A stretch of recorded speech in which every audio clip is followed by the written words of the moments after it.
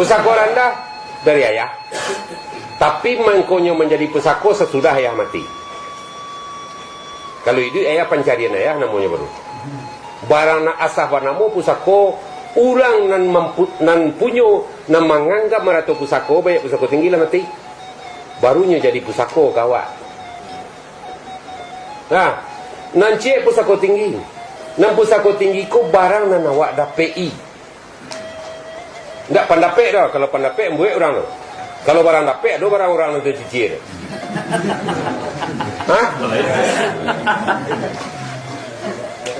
Barang di DPI adalah salah mumu ko dan nak kecek datuk ambasa kamu ayah-ayah mo. Bahasa wah kon nanya kayak laiku mu dana. Kecek ina dan kecek amaknya ni. Lah hanyo jo buat sawah ke mah. Lah di DPI je kan tu ikut orangnya. Kan tak tentu dia orang